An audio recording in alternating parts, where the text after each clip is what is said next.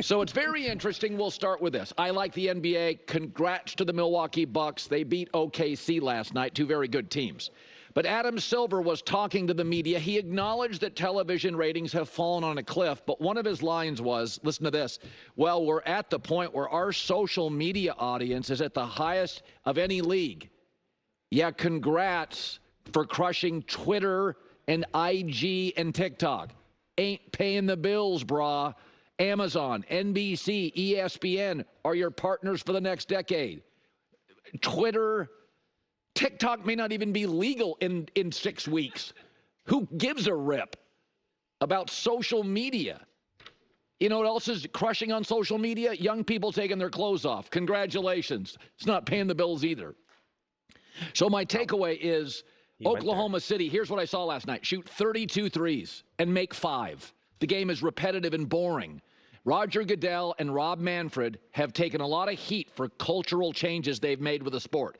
A lot of old-timers and purists have pushed back. Rule changes, and they've been right. Rob Manfred, 2 for 2 this last year. Goodell, multiple moves, almost always right. Adam Silver needs to change the game. The three-point shot is boring and repetitive. Every team plays the exact same way. I've said before, I would move the three-point arc into the bench, eliminate the corner, move it back a foot, make it part of the game, not the game. Last night you had 72 threes. That's not good at the YMCA, and it's not good in pro basketball. The most entertaining team in league history that had the highest ratings, the Michael Jordan Bulls. Do you know what they shot? Because they were athletic and high-flying. 5 threes a game. This year's Bulls averaged 44. You might as well turn Michael Jordan's Jumpman logo, if he played today, into MJ with a fall-away 27-footer. Boring. It needs to be part of the game, not the game. By the way, Major League Baseball defensive shift. Oh, the analytics proved you could get more guys out that way. You were right. But nobody wants to watch Bryce Harper and, Shohei Ohtani and Mookie Betts lining out to a second baseman playing right field and then heading back to the dugout. You want them on television. And I've said this about tech before. You got to be more than just smart with tech. Google Glasses, the Meta headsets. For dorks, the consumers were like, yeah, it's smart. Who wants to walk around wearing a Meta headset and be a huge dork? Packaging matters. Steve Jobs, the greatest mind ever in Silicon Valley. He always understood packaging matters. It can't just be math. If the Philadelphia Eagles could get 5 yards of tush push, they would never have to do any other play, and the NFL would outlaw it. It's okay that they do it twice a game. If they got to 10 times, the NFL would outlaw it and should. And packaging matters, how a game looks. My entire life, I watched the NBA. All of our favorite players have been like MJ and Kobe and athletic players.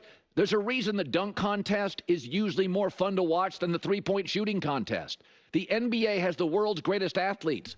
Ant Edwards now shoots 10.5 threes a game. Yuck. I don't mind 3. I want to see him drive to the basket. It can't just be about, well, analytics, math isn't always good for sports.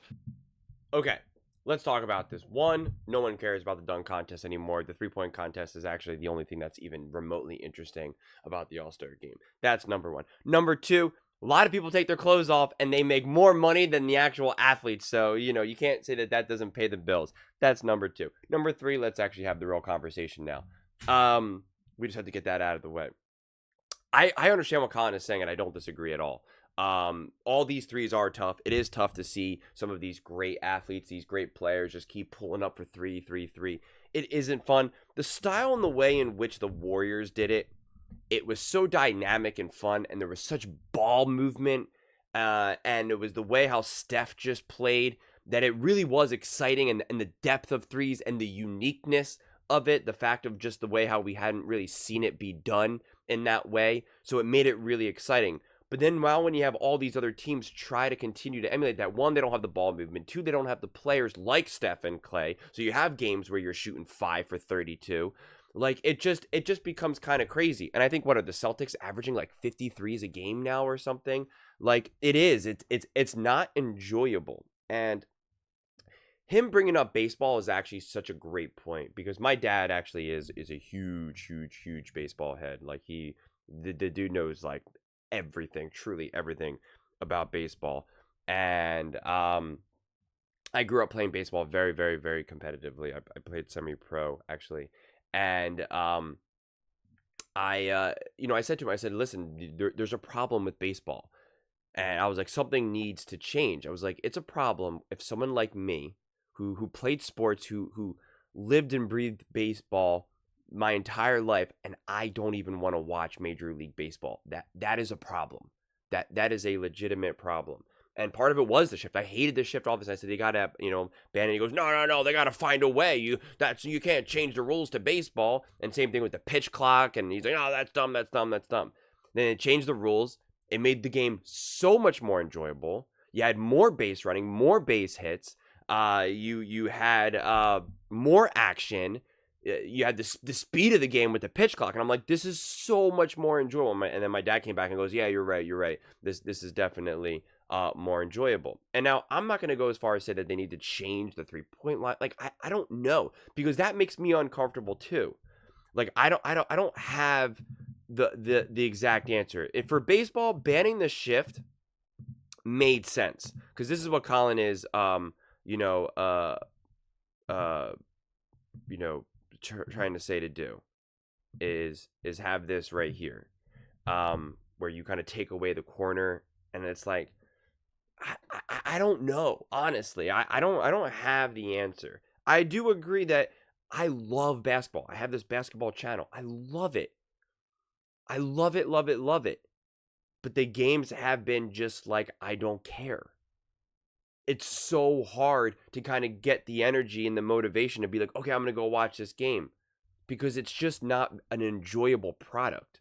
And that is the foundation of all of these professional sports, is that it's an entertainment company. With baseball, it was very clear. You could take away the shift and add a pitch clock, and it wouldn't fundamentally change the game. It wouldn't at all.